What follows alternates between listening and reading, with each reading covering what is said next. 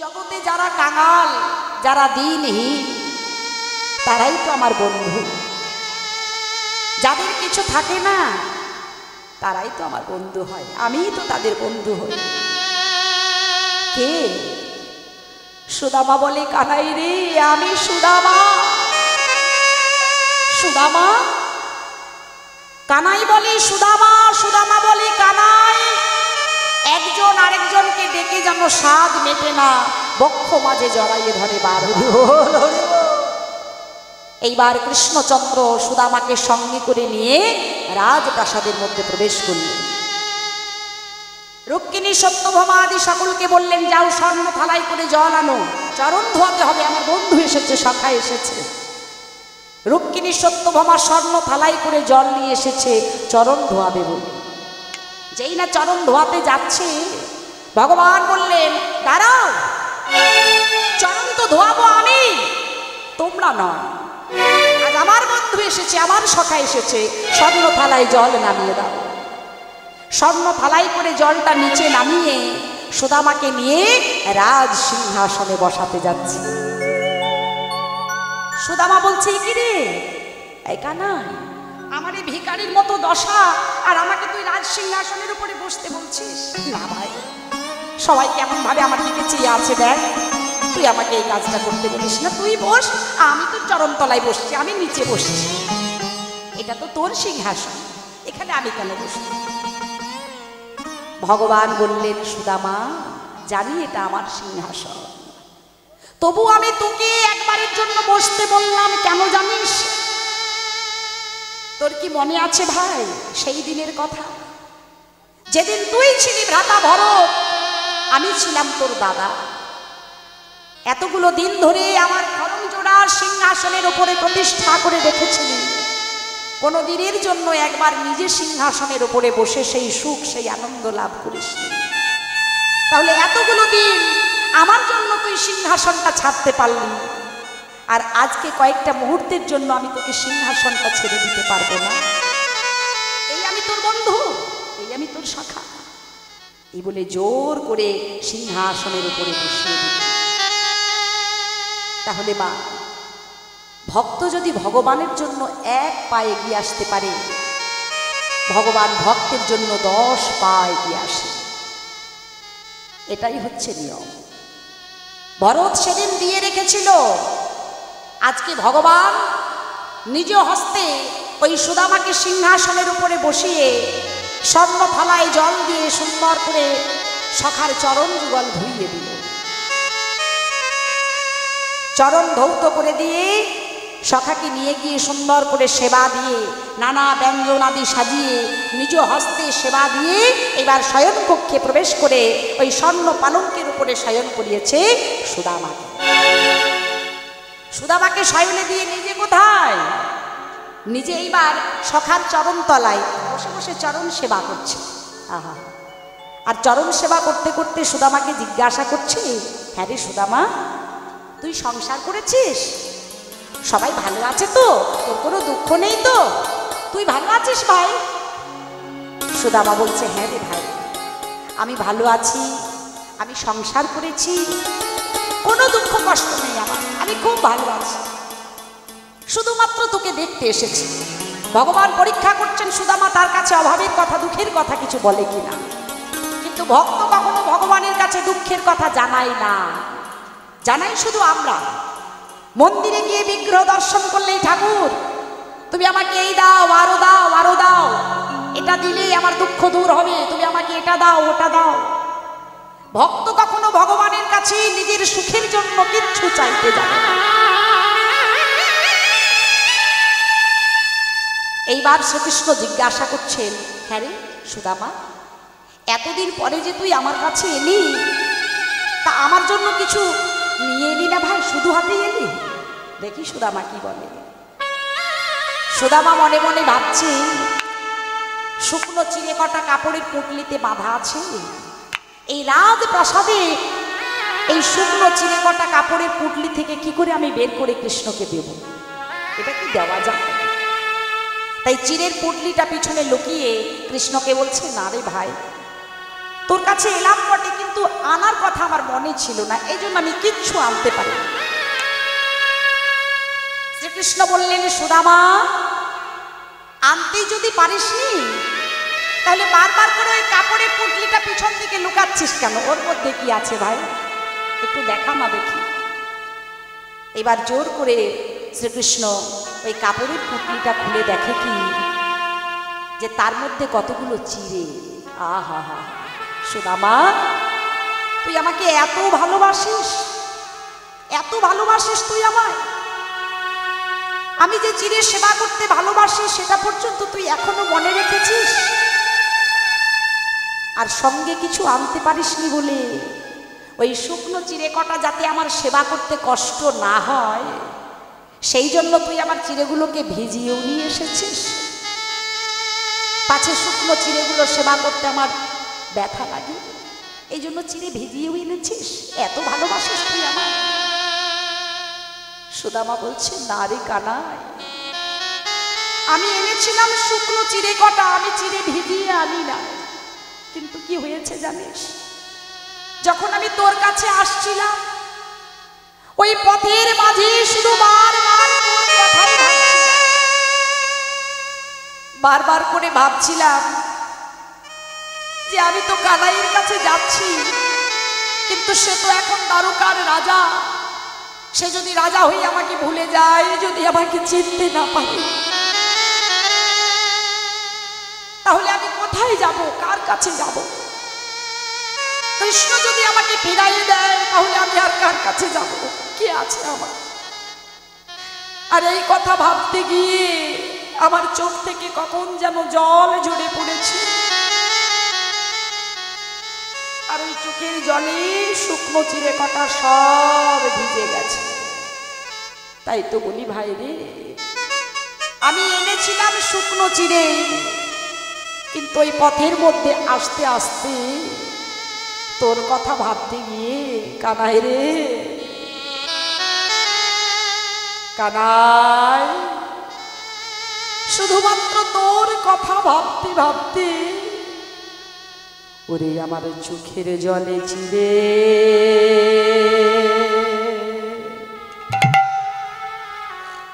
ভিজে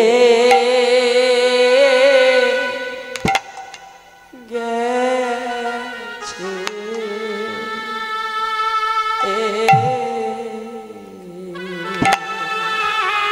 আমার চোখের জলে ছিড়ে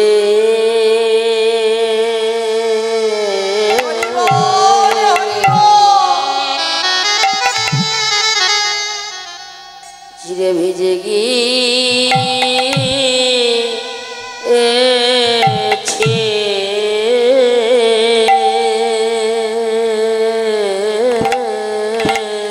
ওরে কানাই রে,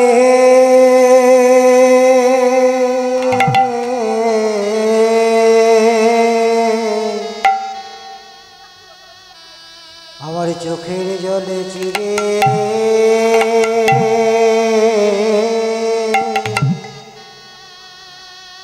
আমার ভিজে গেছে।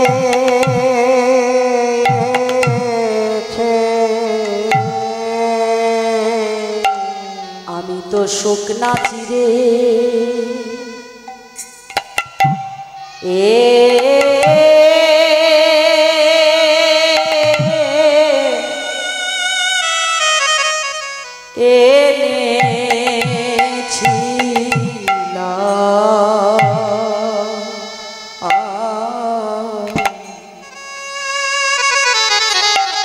তবে আমার চোখের জলে চিড়ে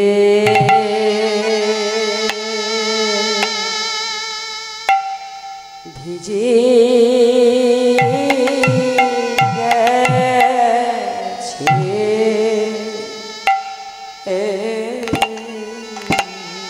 আমি তো শুকনো চিড়া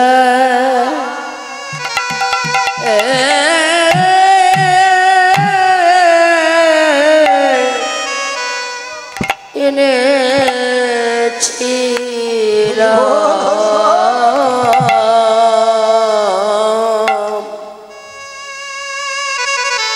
আমার চোখে জলে ছিড়ে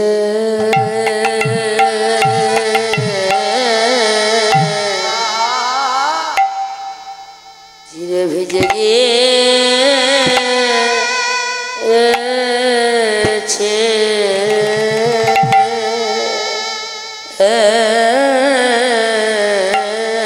আমি তো শুকনো চিরে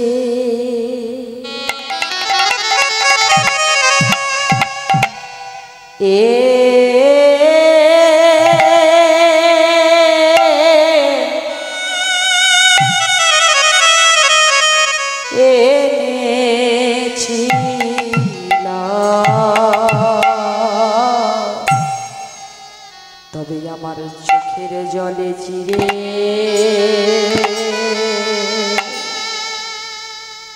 ভিজে গেছে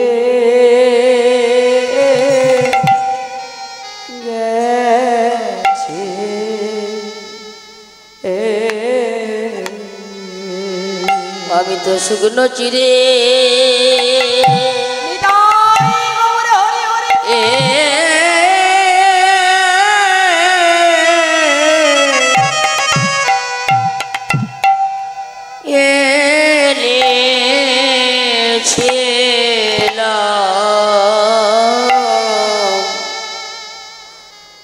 আমার চোখের জলে চিরে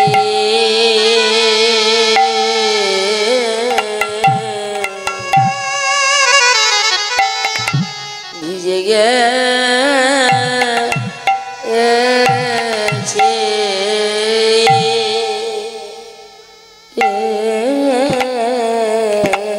কানাই এই চোখের জলে ভেজানো চিরে তুই কি সেবা করবি না ভাই? আমি বহু কষ্ট করে এনেছি, তোর কি ভালো লাগবে সেবা করতে? ভগবান বললেন, সখারে তুই আমার জন্য এত ভালোবেসে চিরে ভিজিয়ে এনেছিস, আর আমি সেবা করব না তাও কি হয়? মহানন্দে সেবা করব আমি তোর হাতের ওই ভেজানো চিরে। আর শুধু আজকে তোর হাতে নয়, কথা দিলাম আগত কলিযুগে আমার কোনো ভাগ্যবান ভক্ত যদি আমাকে ভালোবেসে তোর মতো করে ভক্তের দ্বারে দ্বারে ভিক্ষা করে নিয়ে এসে মাটির মালসাই করে আমাকে ওই ভেজানো চিরে ভোগ দিতে পারে, আমি তাদের সেবাও মহানন্দে গ্রহণ করবো। নিতাই গৌর প্রেমানন্দ। তাই তো আমার কমিটির বাবারা আপনাদের মতো ভক্তের দ্বারে দ্বারে ভিক্ষা করে নিয়ে এসে আমার ভগবানের সেবার আয়োজন করেছে। কেননা ভিক্ষা করা সেবা গ্রহণ করতে আমার ভগবান বড় ভালোবাসে। তাহলে সেই সুদামা, ভরত থেকে সুদামা, সুদামা থেকে সুন্দরানন্দ, এই জন্য এরা প্রত্যেকটি যুগে যুগেই সঙ্গ লাভ করে বসে আছে। রামাই সুন্দরানন্দ সঙ্গে নিত্যানন্দ, যিনি ছিলেন ব্রজের বলরাম, ভগবানের দাদা বলরাম দাদা, তিনি হয়েছেন কলিযুগে নিত্যানন্দ। আর গৌরী দাস অভিরাম সবারও আনন্দ। এই যে গৌরী দাস, ইনি কে ছিলেন? এই কলিযুগে যিনি গৌরী দাস, তিনি ছিলেন দাপর যুগে ভগবানের সখা, সুবল সখা। আবার ব্রজের ওই সুবল সখা যিনি, তিনি তার পূর্বে অর্থাৎ ত্রেতা যুগে ছিলেন বিভীষণ পুত্র তরণী। একেবারে ত্রেতা যুগে বিভীষণ পুত্র তরণী থেকে ব্রজের সুবল সখা, পরে আবার গৌরী দাস। কেন প্রত্যেকটি যুগে যুগে সঙ্গ লাভ করলো? কারণটা কি? ত্রেতা যুগে যখন রাম রাবণে যুদ্ধ চলছে, এক এক করে রাবণ রাজা লক্ষ্য করলেন সবাই যায়, আর যুদ্ধে গিয়ে রামচন্দ্রের কাছে পরাস্ত হয়। সবাই এক এক করে প্রাণ হারায়। রাবণ রাজা বসে বসে চিন্তা করছেন, এখন কি করা যায়? যুদ্ধে যাবার মতো তো এখন আর কেহ নাই, সবাই তো প্রাণ হারিয়েছে। এমন সময় বিভীষণ পুত্র ছোট্ট তরণী জ্যাঠামশাইয়ের কাছে এসে বলছে, জ্যাঠামশাই আমি থাকতে তুমি চিন্তা করছো কেন? আমি তো যাব যুদ্ধ করতে। রাবণ রাজা বলছে, বাবা তরণী রে, তুই তো এখন ছোট, তুই তো যুদ্ধে যাওয়ার উপযুক্ত এখনো হোসনি, তাই চিন্তা করছি যুদ্ধে কাকে পাঠানো যায়। ওই রামচন্দ্রের কাছে যুদ্ধ করতে গিয়ে সবাই পরাস্ত হয়েছে, এখন কি উপায়? তরণী বলছে, জ্যাঠামশাই তুমি কোনো চিন্তা করো না, আমি যাব রামচন্দ্রের সাথে যুদ্ধ করতে, আর যুদ্ধে জয়লাভ করব। রাবণ রাজা বারবার করে বোঝাচ্ছেন ছোট্ট তরণীকে, কিন্তু ছেলে কোনো মতেই কথা শোনে না। অনেক সময় হয় না মা, ছেলেরা এমন বায়না শুরু করে যে তাদেরকে কোনোভাবেই বোঝানো যায় না। অবশেষে রাবণ রাজা বললেন, তরণী বেশ বাবা, আমি তোকে নিয়ে যাব, তুই যাবি রামচন্দ্রের সাথে যুদ্ধ করতে, কিন্তু শোন, আগে তোর মায়ের কাছ থেকে অনুমতিটা নিয়ে আয়। কারণ তিনি ভালো করেই জানেন যে মা সরমা দেবী তার ছেলেকে যুদ্ধে যাবার জন্য অনুমতি দেবে না। তাই ছোট্ট তরণী সরমা দেবীর কাছে গিয়ে বলছে, ও মা, মা তুমি আমায় সুন্দর করে সাজিয়ে দাও না মা। সরমা দেবী বলছে, সে কি রে বাবা, আমি তো তোকে রোজ রোজ সাজিয়ে দিই, আজকে দেব না? আয় আমার কাছে আয়, আমি তোকে সুন্দর করে সাজিয়ে দেব। এই বলে মাগো তরণীকে যখন কাছে টেনে নিয়ে সাজাতে যাচ্ছে, তরণী বলছে, না মা, ওইভাবে নয়, আজকে আমি রামচন্দ্রের সাথে যুদ্ধ করতে যাব, তুমি আমাকে যুদ্ধের সাজে সাজিয়ে দাও। মা সরমা দেবী ছেলেকে কত করে বোঝানোর চেষ্টা করলেন, কিন্তু বোঝাতে পারলেন না। অবশেষে মা বললেন, বেশ বাবা, তুই যখন যুদ্ধে যাবি, যুদ্ধে গিয়ে যাতে জয়লাভ করতে পারিস, যাতে তুই হেরে না যাস, সেই মতো করে আমি তোকে সাজিয়ে দেব। মা আমার সাজাতে লাগলেন ছোট্ট তরণীকে। কিভাবে? যুদ্ধের সাজে নয়, সারা অঙ্গে চন্দনের তিলক দিয়ে অঙ্কন করে দিলেন রাম নাম। কপালে রাম নামের তিলক অঙ্কন করে দিয়ে সারা অঙ্গে রাম নাম লিখে দিয়ে বললেন, তরণী রে, ওই রামচন্দ্রের সাথে যুদ্ধ করতে যাচ্ছিস বাবা, মনে রাখিস এই নাম যেন তোর স্মরণে থাকে, নাম যেন ভুলে না যাস। যদি তোর প্রাণ যাই তো যা, তথাপি নাম যেন না যায়। হরি বল, হরি বল। এই বরণ থেকে যেন তোর নাম না যায়, প্রাণ যাই তো যাক। কেমন শিক্ষা দেখুন ভাই। এই বলে সুন্দর করে সাজিয়ে দিয়ে মা সরমা দেবী পুত্র তরণীকে জড়িয়ে ধরে কাঁদছে। কেন না, ছেলে হয়তো ছোট, সে জানে না যে আমি কার সাথে কোথায় যুদ্ধ করতে যাচ্ছি, কিন্তু মা তো জানে, মা তো জানে যে যে তরণী রামচন্দ্রের সাথে যুদ্ধ করতে যাচ্ছে তার সাথে কত মহাযোদ্ধারা গিয়ে যুদ্ধে পরাস্ত হয়েছে, তাদের প্রাণ হারিয়েছে। আমার তরণী আর যুদ্ধ করে কখনো আমার কাছে ফিরে আসবে না। ওই জন্য তরণীর বদন পানে চেয়ে মা আমার নয়ন জলে বক্ষ ভাসাচ্ছে। আর তরণী মাকে বলছে, ও মা, তুমি এমন করে কাঁদছো কেন? আমি তো তোমার ছেলে, আমি যুদ্ধ করতে যাব, রামচন্দ্রকে যুদ্ধে পরাস্ত করবো, তোমার কাছে ফিরে আসবো, তুমি কাঁদছো কেন? মা সরমা দেবী তরণীকে বক্ষে জড়িয়ে ধরে নয়ন জলে মুখ ভাসিয়ে কাঁদছে। ছেলেকে বলতে পারছেন না, বোঝাতে পারছেন না যে বাবা তরণী রে, তোর সাথে আমার এই দেখাই শেষ দেখা, আর তোর সাথে আমার কখনো দেখা হবে না। এই বলে নিজ তরণীকে বারবার করে চুম্বন দিচ্ছে, আর তরণীকে বক্ষে জড়িয়ে ধরে নয়ন জলে মুখ ভাসিয়ে কাঁদছে। তরণী বলছে, মা এবার তো আমায় বিদায় দাও, মা আমি তাহলে আসি। ছেলে বলছে, মা আমি আসি। মা সরমা দেবী বললেন, আসি বলতে নেই বাবা, বলো যাই। আচ্ছা মায়েরা, তোমাদেরও তো ঘরের সন্তান আছে, তাই না? ছেলে যখন বাইরে কোথাও যায়, যাবার আগে যদি ভুল করেও বলে ফেলে, মা আমি তাহলে যাই, আপনারা কি বলেন? যাই বলতে নেই বাবা, বলো আসি, তাই তো? কেন বলেন? কারণ আপনারা মায়ের জাত, আমরা প্রত্যেকে মায়ের জাত, আমরা চাই, মা মনে মনে ভাবে যে আমার ছেলেকে যেমন ভাবে আমি বিদায় দিলাম, আমার সন্তান যেন আবার তেমনি ভাবে আমার কোলেই ফিরে আসে, তাই না মা? আসলে আমরা মা হই এটা চাই, কিন্তু আজকে মা সরমা দেবী তা চাইলেন না। মা চাইলেন আমার তরুণী রামচন্দ্রের কাছে যাচ্ছে, ওই রামচন্দ্রের চরণ ছেড়ে দিয়ে যেন আর আমার কাছে ফিরে না আসে। নিতাই গৌর হরি হরি বল, হরি বল। ওই চরণ তলে যেন আমার সন্তান জন্মের মতো বিকায়ে যেতে পারে, ওই চরণ ছেড়ে দিয়ে যেন আর আমার কাছে ফিরে না আসে। এই জন্য বললেন, বাবা আসি বলতে নেই, বলো যা। ছোট্ট তরুণী মায়ের কাছে বিদায় নিয়ে যুদ্ধের সাজে সেজে নিয়ে রামচন্দ্রের সাথে যুদ্ধ করতে গেলেন। গিয়ে হুঙ্কার করে ডাক দিয়েছেন, হে রামচন্দ্র, তুমি আমার সাথে যুদ্ধ করো,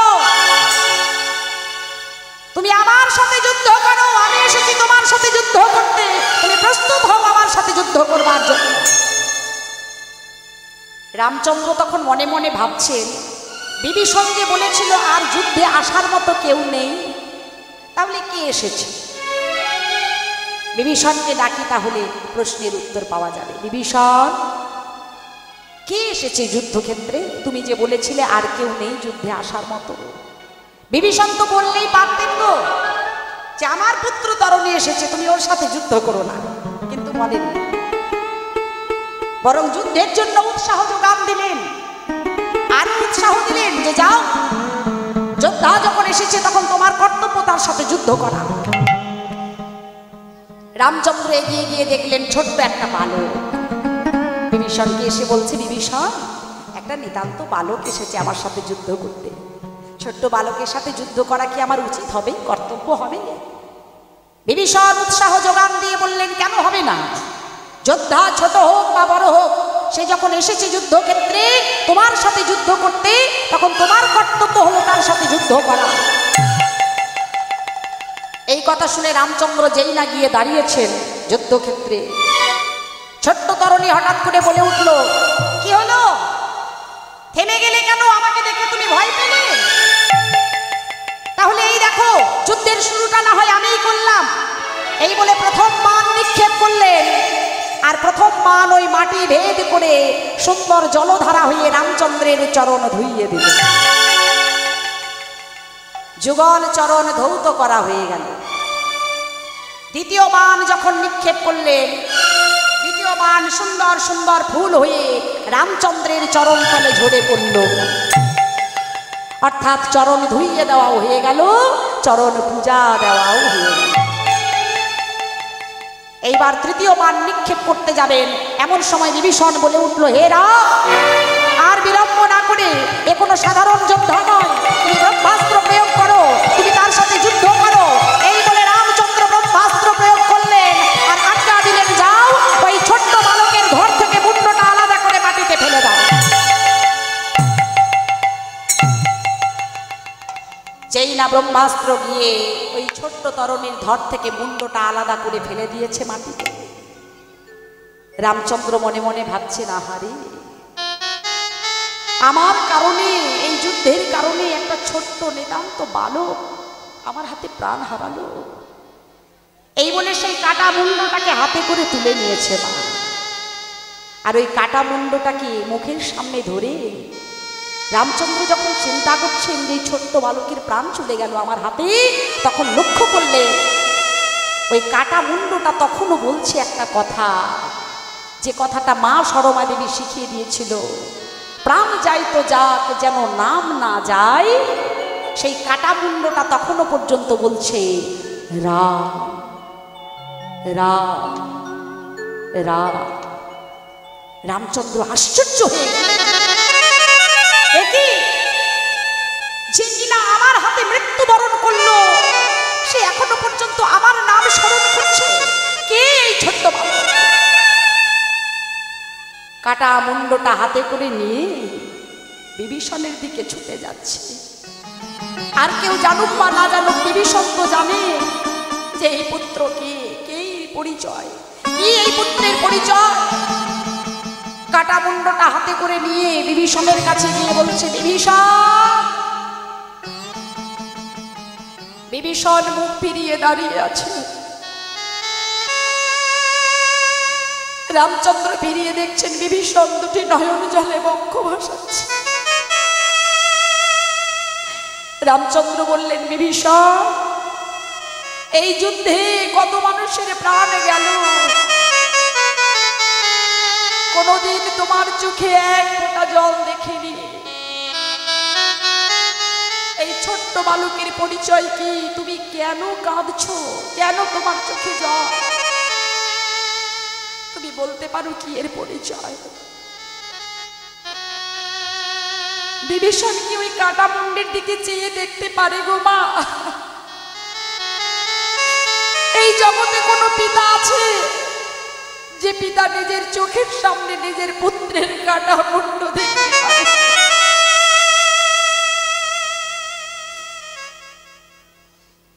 বিভীষণ চেয়ে দেখে ছোট্ট তরুণীর কাটা মুন্ড।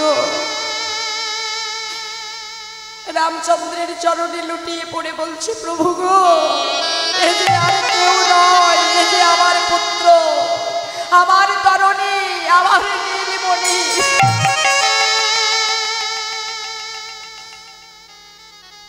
রামচন্দ্র বললেন, বিভীষণ, ছি ছি ছি, আমার হাত দিয়ে তুমি এত বড় অপরাধটা করাতে পারলে বিভীষণ?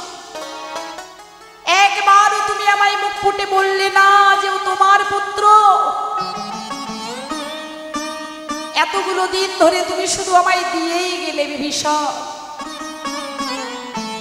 আর আমি তো তোমায় কিছু দিতে পারলাম না, তোমার কাছ থেকে কেড়ে নিলাম। কেন বিভীষণ? তুমি একবার কেন আমায় বললে? তুমি তো তোমার ছেলের প্রাণ ভিক্ষে চাইতে পারতে আমার কাছে। বিভীষণ বলছে, হে প্রভু, এতদিন কিছু চাইনি, এইবার আমি তোমার কাছে চাইব। আর কি চাইবে বিভীষণ? আর কি বা আমি তোমায় দিতে পারি? বিভীষণ বলছে, প্রভু গো, আজ আমি তোমার কাছে কি চাই জানো প্রভু? যে ছোট্ট তরুণী তোমার চরণে নিজের প্রাণ সমর্পণ করেছে, আজ তুমি আমায় কথা দাও, আমার তরুণী যেন কখনো তোমার সঙ্গ ছাড়া না হয়, প্রতি যুগে যুগে সে যেন তোমার সঙ্গ লাভ করতে পারে। বিদায় গৌর প্রেমানন্দে হরি হরি। এই কারণে এরা কখনো সঙ্গ ছাড়া হয়নি গো। প্রতি যুগে যুগে, ওই ত্রেতা যুগের তরুণী দাপর যুগে হয়েছিল ব্রজের সুবল সখা, আর যিনি হয়েছিলেন এই কলিযুগে গৌরী দাস। প্রতি যুগে যুগে তাই তারা সঙ্গেই আছে, কখনো সঙ্গ ছাড়া হয়। গৌরী দাস, অভিরাম সবারও আনন্দ। এই অভিরাম তিনিও ছিলেন ভগবানের আরেক সখা। তবে এই অভিরামের জন্ম বৃত্তান্ত জানতে গেলে আমরা একটা আশ্চর্য কথা জানতে পারি। এই সখা বা এই ভক্ত কিন্তু কোনো মাতৃগর্ভকে আশ্রয় করে কলিযুগে আসেননি, একেবারে দাপর যুগ থেকে সরাসরি কলিযুগে এসেছিলেন। কেন না, এই অভিরাম ছিলেন পূর্বে অর্থাৎ দাপর যুগে ভগবানের আরেক সখা, যার নাম ছিল শ্রীরাম। প্রভাসের ক্ষেত্রে ভগবান শ্রীকৃষ্ণচন্দ্র যেদিন দানব্রত বা প্রভাস যজ্ঞ করেছিলেন, যে যার মতো করে ভগবানকে ভালোবেসে কিছু না কিছু নিয়ে গিয়েছিল। এই শ্রীরামও সেদিন ভগবানকে ভালোবেসে, তার সখাকে ভালোবেসে আঁচল ভরা ফল নিয়ে গিয়েছিল সখার জন্য। কিন্তু শ্রীকৃষ্ণ সেদিন একবারের জন্য শ্রীরামকে ডেকে বলেনি যে সখা তুই আমার কাছে আয়, তোর হাতের ফলগুলো সেবা করব। এই হয়ে গিয়েছিল তার অভিমান। ওই আঁচলের মধ্যে ফলগুলো নিয়ে গিরি গোবর্ধন পর্বতের গুহা গহ্বরের ভিতরে গিয়ে কানায় কানায় কানায় কানায় কানায় বলে সাধনা করতে লাগলো। আর এই কানায় কানায় বলে সাধনা করতে করতে একটা যুগ পার হয়ে গেল। কলিযুগে যখন আমার ভগবান জানতে পারলেন, গৌর সুন্দর জানতে পারলেন যে সখা তো আসেনি, তখন দাদাকে বললেন, দাদা আমাকে আরেকবার বৃন্দাবনে যেতে হবে আমার শ্রীরাম সখাকে আনবার জন্য। নিত্যানন্দ প্রভু বললেন, তোকে যেতে হবে না ভাই, আমি তো আছি। এই শুনে নিত্যানন্দ প্রভু আমার সারা বৃন্দাবনে খুঁজতে খুঁজতে যখন কোথাও পেল না, ওই গিরি গোবর্ধনের গুহা গহ্বরের ভিতরে গিয়ে লতা পাতাগুলো সরিয়ে দেখছে একটা হাড় কঙ্কা। তখনও বলেই চলেছে, কানাই কানাই কানাই কানাই কানাই কানাই। জানতে বাকি রইল না, এই হচ্ছে সেই সখা। কিরে, আমাকে চিনতে পারছিস না? আমি তোর সেই ব্রজের বলাই দাদা। না না না, তুমি তো আমার বলাই দাদা না। ওরে, একটা যুগ শেষ হয়ে গেছে, কলিযুগে এখন আমি হয়েছি নিতাই, আর আমার কানাই, তোর কানাই হয়েছে এখন নদের নিমাই।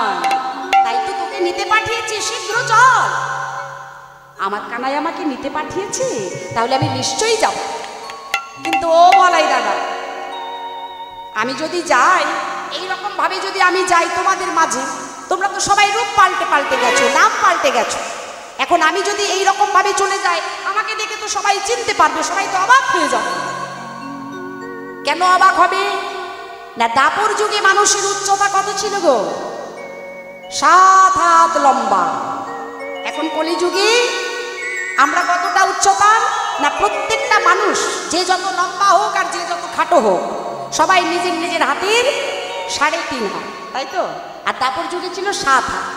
তাহলে 7 হাত লম্বা একটা মানুষ যদি এসে দাঁড়ায়, সবাই তো অবাক হবে। নিত্যানন্দ প্রভু বললেন, চিন্তা করিস না, আমি যে তোর বলাই দাদা, আমাকে কতবার কাঁধে চড়াতিস, তাই আগের মতো করে আমাকে একবার কাঁধে চড়া, আর এই গিরি গোবর্ধন প্রদক্ষিণ করে আয়, দেখবি 7 হাত থেকে একেবারে 3.5 হাত হয়ে গেছে।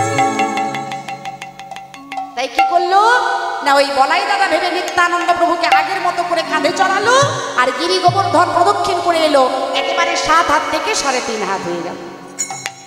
বলছে, তা না হয় হলো, কিন্তু নামটা তো পাল্টানো হলো না। বেশ, আজ থেকে আমি তোর একটা নতুন নাম দিলাম, আজ থেকে তব নাম হইল অভিরাম, আমার সাথে চলো তুমি শ্রীরাম নবদ্বী। তাই এবার সখাকে সঙ্গে করে নিয়ে এসেছে, যিনি হলেন এই অভিরাম। তাই গৌরীদাস অভিরাম সবার আনন্দ। তাই সকলকে সঙ্গে পেয়ে আজকে আমার গৌর হরির মনেও বড় আনন্দ, আনন্দ যেন আর ধরে না। সকলকে সঙ্গে করে নিয়ে আজকে তাই গৌর সুন্দর আমার সেই পুরব লীলার ভাবে বিভাবিত হয়ে হরি বল ধ্বনি করছে। বাহু তুলে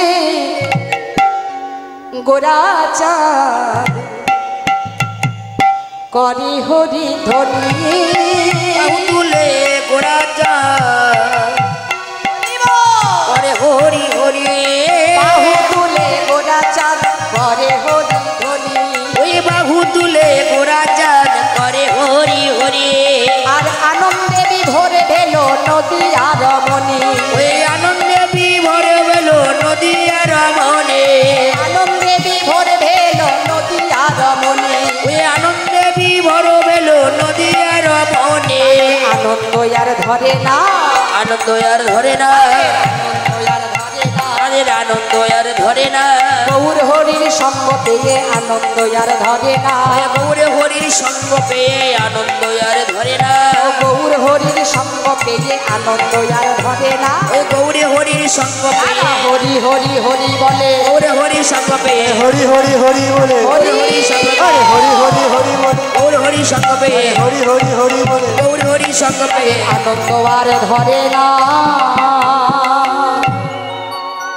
বাসুদেব ঘোষে কহে মনের হরিষে, মনের হরিষে লীলা গোরাচাঁদ করিলা প্রকাশে, করিলা প্রকাশ।